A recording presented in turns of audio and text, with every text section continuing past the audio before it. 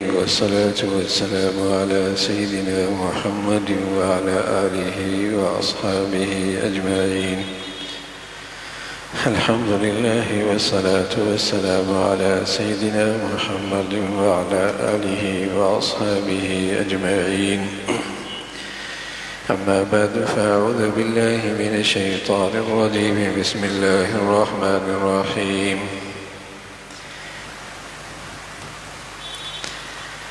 لقد كان لكم في رسول الله أسوة حسنة لمن كان يرجو الله واليوم الآخر. صدق الله العظيم. اللهم صل على سيدنا محمد النبي الأمي وعلى آله وأصحابه وسلم. اللهم صل على سيدنا محمد وعلى آل سيدنا محمد وبارك وسلم. میرے معزز مسلمان بزرگوں، عزیز بھائیوں، ربیع الاول کا مہینہ آپ علیہ الصلاۃ والسلام کی ولادت کا مہینہ، آپ کے وصال کا مہینہ. اسی مہینے میں آپ کی ولادت ہوئی اور اسی مہینے میں آپ دنیا سے پردہ فرما گئے، آپ کا وصال ہوا. آپ کی ولادت پیر کے دن صبح صادق کے وقت پیر کا دن بیتا ہے، صبح صادق کا وقت بیتا ہے. ولادت کی تاریخ 9 ہے، 8 ہے، 12 ہے. آپ کے وصال کی تاریخ 12 ہے. اب زبانوں پہ یہ بات بھی عام ہوا کرتی تھی، 12 وفات، 12 وفات. تو آپ علیہ الصلاۃ والسلام کی ولادت بھی اسی مہینے میں، آپ کا وصال بھی اسی مہینے میں. اللہ تعالیٰ نے آپ کی ذات کو اور آپ کی زندگی کو انسانیت کی دنیا آخرت کی فلاح کا آخری نسخہ قرار دیا. اللہ تعالیٰ نے پیارے نبی کی ذات اور آپ کی مبارک زندگی کو قیامت تک کے انسان کی فلاح دنیاوی اخروی اس کا آخری نسخہ قرار دیا. انسانیت کی کامیابی، اگر کوئی انسان کامیاب ہونا چاہتا ہے دنیا آخرت میں، تو اس کے لیے نسخہ اس کائنات میں اللہ نے جو آخری بھیجا ہے وہ آپ کی ذات اور آپ کی زندگی. اور اللہ رب العزت کا یہ انسانیت پر بہت بڑا احسان ہے. آپ کی مبارک زندگی ہے، اور جن خوش نصیب لوگوں نے آپ کی محبت کا اور آپ کی مبارک زندگی کا حق ادا کیا اور قدر کی، دنیا آخرت میں فلاح پا گئے. نہ صرف ان کی دنیا خوبصورت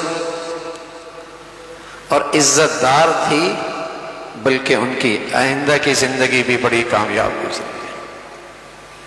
جنہوں نے آپ کی ذات کی قدر کی، آپ کی زندگی کا صحیح حق ادا کیا، وہ فلاح پا گئے. اس لیے پیارے رسول صلی اللہ علیہ وسلم فرمایا کرتے تھے کہ میری محبت کا معیار میری زندگی کو اپنانا ہے. آج جو ہم نے محبت کے معیار بنا رکھے ہیں، آج جو ہم نے محبت کے معیار بنا رکھے ہیں، یہ معیار حضرت ابو بکر کی خلافت میں کوئی نہیں تھے، حضرت عمر کی خلافت میں کوئی نہیں تھے، حضرت عثمان کی خلافت میں محبت کے یہ معیار کوئی نہیں تھے، حضرت علی کی خلافت میں، حضرت حسن اور حضرت حسین اور حضرت معاویہ کی حکومتوں میں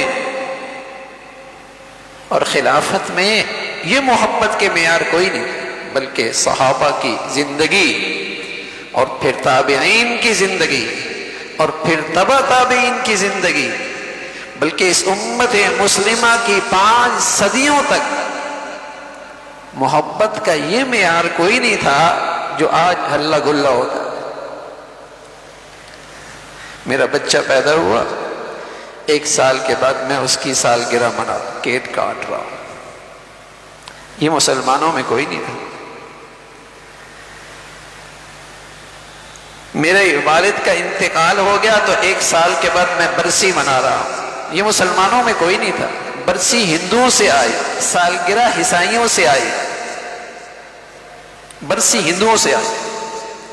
یہ متحدہ ہندوستان تھا تو ان کی بہت ساری چیزیں ہمارے ہاں آ گئی اور بغیر سوچے سمجھے جاری ہو گئی۔ برسی منائی جا رہی ہے، سالگرہ منائی جا رہی ہے، کرسمس عیسائی منایا کرتے ہیں۔ وہ 1 سال کے بعد اپنے پیغمبر کو یاد کرتے ہیں۔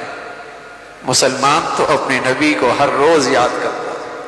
اس کی نماز نہیں ہوتی جب تک کہ اذان میں اپنے نبی کا نام نہ لے، اس کی نماز اذان نہیں ہوتی جب نبی کا نام نہ لے، نماز نہیں ہوتی جب تک کہ نبی کی پر درود نہ پڑے۔ یہ تو اپنے نبی کو روز یاد کرتا ہے، اس کے بغیر اس کا اسلام قابل قبول نہیں ہوتا۔ اس کا تو ہر روز اپنی نبی کی یاد میں گزرتا ہے۔ یہ سالانہ یاد ملانے والا مسلمان نہیں ہوتا۔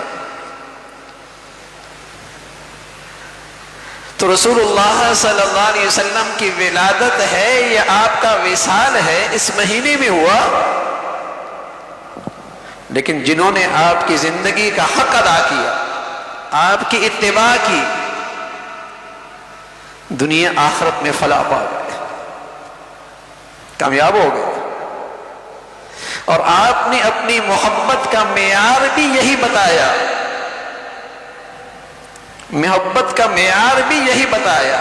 کون میری اتباع کر رہے ہیں؟ انس فرمانے لگے رضی اللہ تعالیٰ عنہ، ایک دن اللہ کے نبی صلی اللہ علیہ وسلم مجھ سے کہنے لگے، یا بنیہ، اے میرے پیارے بیٹے، آپ کے ساتھ رہا کرتے تھے، آپ کی خدمت کیا کرتے تھے، بہت بڑا وقت آپ کے ساتھ گزارا، آپ کی والدہ نے آپ کی خدمت میں آپ کو پیش کر دیا تھا۔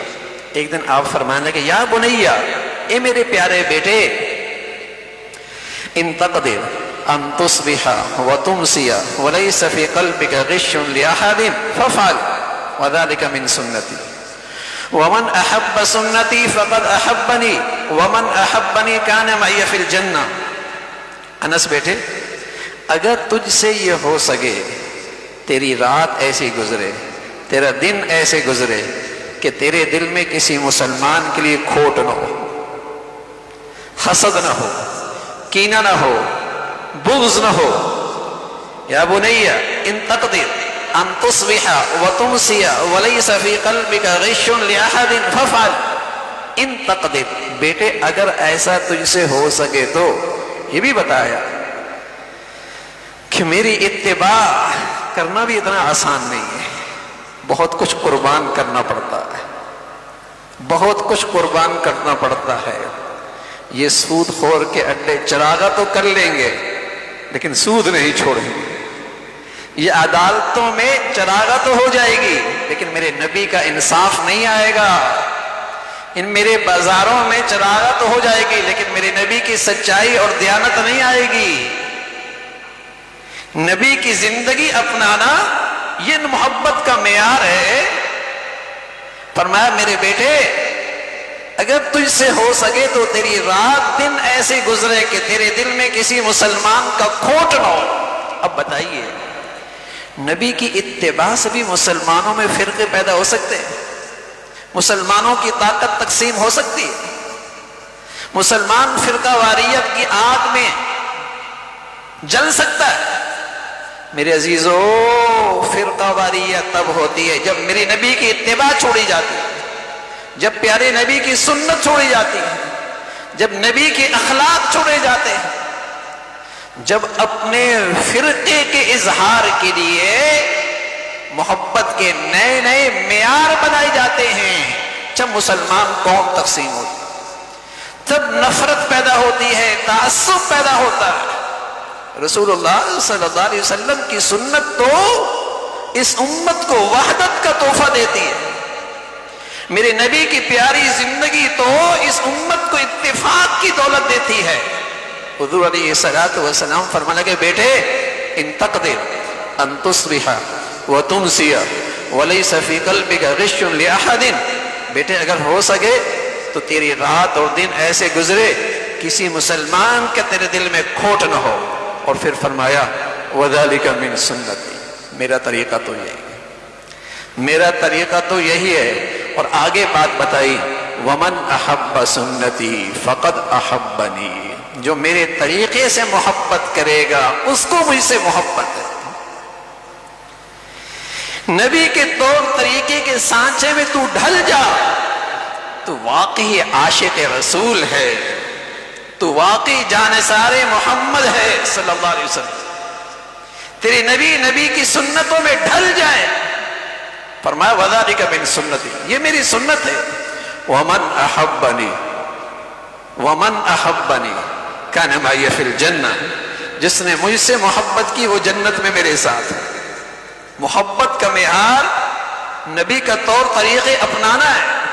اور یہ بات نبی کی صحبت میں بیٹھنے والے خوب سمجھتے تھے.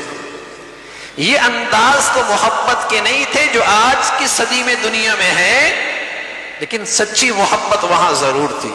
ایک مرتبہ ایسا ہوا، اللہ اکبر، حضرت معاویہ رضی اللہ تعالیٰ عنہ رومی سلطنت کے ساتھ معاہدہ ہو گیا صلح کا، جنگ ختم، صلح ہو گئی. ابھی صلح کا وقت ختم نہیں ہوا. حضرت معاویہ رضی اللہ تعالیٰ نے منصوبہ بندی کی کہ میں اپنی فوج سرحد تک پہنچا دوں گا، اور جیسی صلح ختم ہوگی ان پر حملہ آور ہو جاؤں گا، میری یلغار ہو جائے گی، اور دشمن اس یلغار کی تاب نہ لا سکے گا، اور فتح آسان ہو جائے گا. یہ منصوبہ بندی کی اور بڑی محنت کی، بڑی پلاننگ کی. اور ابھی صلح ختم نہیں ہوئی اور حضرت معاویہ رضی اللہ عنہ کے فوجیں رومی سرحد پر پہنچنا شروع ہو گئی. اور جیسی صلح کا دن ختم ہوا، مسلمان کی فوجوں کی یلغار رومی سلطنت کی طرف اور شہر کے شہر فتح ہونے لگے، اور مسلمان فوج فتح کے جذبے کے ساتھ آگے بڑھ رہے. اتنے میں ایک شاہ سوار پیچھے سے آتا ہے، دوڑتا ہوا گھوڑے پر، اور اس کی زبان پہ یہ الفاظ ہے اللہ اکبر اللہ اکبر اللہ اکبر وفاء لا غدر وفاء لا غدر. وہ یہ پیغام دے رہا ہے کہ ایمان والے کا شیوا وفا ہے، دھوکہ نہیں، خیانت نہیں. مسلمان کا شیوا عہد کو پورا کرنا ہے، دھوکہ اور خیانت نہیں. یہ عمر ابن عبسہ تھے رضی اللہ تعالیٰ عنہ. آ کر حضرت معاویہ رضی اللہ تعالیٰ کو اللہ کے نبی کا ارشاد سنایا کہ حضور علیہ الصلوۃ والسلام نے فرمایا جب تمہارا کسی قوم سے معاہدہ ہو تو نہ توڑو، اور جب تک وہ معاہدہ ہے تم ان کے خلاف فوج کو تیاری کر کے روانہ بھی مت کرو، بھیجو بھی مت، تیاری بھی مت کرو. حضرت معاویہ رضی اللہ تعالیٰ عنہ اپنے خیال میں یہ سمجھ رہے تھے کہ یہ خیانت نہیں ہے، بددیانتی نہیں ہے، کیونکہ صلح ہونے کے بعد میں یلغار کر رہا ہوں. لیکن جب اللہ کے نبی صلی اللہ علیہ وسلم کا یہ ارشاد سنا، اب ظاہر ہے اتنی بڑی منصوبہ بندی ساری فیل ہو رہی ہے، اتنا بڑا، اتنی محنت اور مشقت سب ضائع ہو رہی ہے. اور سب سے بڑھ کر وہ فتح کے جو جذبات تھے وہ سب ماند پڑنے والے تھے. لیکن حضور علیہ الصلوۃ والسلام نے فرما دیا نا، حضرت معاویہ رضی اللہ عنہ اپنا حکم واپس لیا، اپنی فوج کو واپس بلا لیا، اور دشمن کے وہ فتح کردہ شہر اس کے حوالے کر دیا. کوئی تعویل نہیں، کوئی بہانہ نہیں، کوئی مصلحت نہیں، کوئی حکمت نہیں. اللہ کے نبی نے فرمایا واپس آ گئے. تو رسول اللہ صلی اللہ علیہ وسلم کے سارے سچے جانثاروں نے محبت کا یوں حق ادا کیا. حضرت مرثد بن ابی مرثد رضی اللہ عنہ مہاجر صحابی ہجرت کر کے مدینہ آئے، مکہ چلے گئے. اور جب مکہ گئے تو ایک خاتون سی جن کا اسلام سے پہلے تعلقات تھے، اس کا نام تھا عناق. وہ ملی اور اس نے اپنے تعلقات جتلائے، دوستی جتلائی۔ اب یہ مہاجر صحابی کہنے لگے اب تمہارے اور میرے درمیان میری نبی کی زندگی حائل ہے، اسلام اب مجھے تم سے ملنے کی اجازت نہیں دیتا۔ وہ خاتون کہنے لگی شادی کر لو، شادی کر لو۔ تو یہ صحابی کہنے لگے شادی کر لوں گا لیکن میں اپنے آقا محمد رسول اللہ سے مشورہ کر کے مدینہ آئے۔ مدینہ آ کر عرض کیا یا رسول اللہ، وہ خاتون ملی تھی اور زمانہ جاہلیت میں اس سے میری بڑی دوستی تھی، اس نے اپنا تعلق جتلایا، وہ شادی کرنا چاہتی ہے۔ حضور علیہ الصلوۃ والسلام نے فرمایا اللہ کا پیغام یہ ہے وَلَا تَنْكِحُوا الْمُشْرِكَاتِ حَتَّى يُؤْمِنْ، ایمان والا کسی مشرک سے شادی نہیں کر سکتا، ایمان والا کسی مشرکہ سے شادی نہیں کر سکتا۔ آپ نے اللہ کے حکم کے سامنے سر جھکا لیا، نبی نے بتا دیا نا کہ اللہ تو کا پیغام تو یہ ہے، جذبات کی قربانی، خواہشات کی قربانی، بڑے بڑے وسائل کی قربانی، اللہ کے نبی کی اتباع۔ حضرت عمر رضی اللہ تعالیٰ نے ایک شخص کو بھیجا ہرکل کے پاس، رومی بادشاہ کے پاس ایلچی بنا کر، جس کا نام تھا حضرت جسامہ رضی اللہ تعالیٰ عنہ۔ اس شخص نے آپ کو سونے کی کرسی پہ بٹھایا، اکرامن سونے کی کرسی میں بٹھا دیا۔ حضرت جسامہ بے خیالی میں بیٹھ گئے، لیکن جیسی ہی خیال آیا فوراً کھڑے ہو گئے۔ وہ ہنسنے لگا ہرکل، کیوں؟ ہم نے آپ کا اکرام کیا اور آپ کھڑے ہو گئے۔ فرما حضور علیہ الصلوۃ والسلام نے ہمیں اس قسم کی چیز پر بیٹھنے سے منع فرمایا، کیسا بھی موقع کیوں نہ ہو، کتنا ہی بڑے سے بڑا مخالف ماحول کیوں نہ ہو، اپنی وضع نہیں بدلی، اپنی نبی کے طور طریقوں سے دستبردار نہیں ہوئے، کسی سے مرعوب نہیں ہوئے۔ عاشق رسول کے لیے تو اپنے نبی کا طریقہ ہی کافی ہے۔ حضرت عثمان رضی اللہ تعالیٰ عنہ کو حضور علیہ الصلوۃ والسلام نے اپنا سفیر بنا کر جب مکہ والوں کے پاس بھیجا، حدیبیہ کے موقع پہ رات آپ نے اپنے چچا کے بیٹے کے ہاں گزاری، اور وہ چچا کا بیٹا ابھی مسلمان نہیں تھا۔ صبح صبح مذاکرات کے میز پہ جانا تھا، مذاکرات کے میز پہ جانے کے لیے جب چلنے لگے تو بھتیجے نے دیکھا کہ چچا جان کی سلوار ٹخنوں سے اونچی ہے، اور سرداران قریش کی شان نہیں ہے، ان کی شان تو یہ ہوتی ہے کہ سلوار ٹخنوں سے نیچے ہوتی ہے۔ اپنے چچا سے کہنے کا چچا جان آپ نکلے ہیں قریش کے سرداروں سے مذاکرات کرنے کے لیے، اور آپ کی یہ ازار ایسی، اس کو نیچے کیجئے۔ تو چچا جان نے ایک ہی جواب دیا، کہا ہاکذا ازار صاحبنا، ہمارے آقا کی ازار تو ایسی ہی ہے، میں نے اپنے محبوب کی سلوار تو ایسی ہی دیکھی ہے، اب کیسا ہی ماحول کیوں نہ ہو، لیکن نبی کے طور طریقوں سے نہیں شرماتے۔ سچے محبت کرنے والے کسی سے مرعوب نہیں ہوتے۔ ربیع بن عامر جب وہاں رستم کے دربار میں گئے اور کوئی چیز اس نے پیش کی کھانے کے لیے، کچھ نیچے گرا، تو نبی کی سنت یہی ہے کہ اگر وہ چیز صاف ہے تو اٹھا لو اور کھا لو، ہو سکتا ہے پورے کھانے کی برکت اسی میں ہو۔ تو کسی نے کوہنے ماری، سارا دربار دیکھ رہا ہے، لوگ کیا کہیں گے؟ سبحان اللہ، یہ صحابی رسول جس کے دل میں اپنی نبی کی عظمت اور محبت تھی، اور جب محبت اور عظمت دل میں ہوتی ہے تو آپ کے طور طریقوں کی بھی بڑی عظمت اور محبت ہوتی ہے۔ صاف کہنے لگا اترک سنت حبیبی لہؤلاء الحمقاء، من احمقوں کی وجہ سے اپنے نبی کا طریقہ تو نہیں چھوڑ سکتا، ان احمقوں کی وجہ سے اپنی نبی کی زندگی تو نہیں چھوڑ سکتا۔ ارے میرے عزیزو، پیارے نبی کی زندگی آپ کی ذات انسانیت کی فلاح کا واحد نسخہ ہے۔ اس روئے زمین پر جنہوں نے آپ کی زندگی کی قدر کی ہے، اللہ نے انہیں عزت کی بلندیوں پر پہنچایا۔ جنہوں نے آپ کی زندگی اپنائی ہے، اللہ نے انہیں عزت کی بلندیوں پر، چوٹیوں پر پہنچایا ہے۔ کیوں؟ وہ آپ کی زندگی سے ایک انچ بھی دستبردار ہونے کے لیے تیار نہیں تھے. وہ نہیں ہوتے تھے کسی سے مرعوب، نہیں تھے وہ احساس کمتری کا شکار کہ دنیا کیا کہے گی، زمانہ کیا کہے گا. کسی سے مرعوب نہیں ہوتے تھے. یہ اتباع، یہ نبی کی طور طریقوں کو اپنانا، یہ مسلمانوں کی فلاح ہے، اس میں مسلمانوں کی عزت اور نجات ہے. تو صحابہ رضوان اللہ علیہم اجمعین کا ہر دن آپ سے محبت کا دن تھا. صحابہ کی ہر گھڑی آپ سے سچی وفاداری کا دن تھا کہ حضور کی اتباع کرو. اور سبحان اللہ، جیسے اللہ تعالیٰ نے آپ کو ظاہر کا حسین بنایا، اور کیسا حسین ہے. جابر رضی اللہ عنہ بیٹھے ہوئے تھے، آپ بھی تشریف فرما تھے.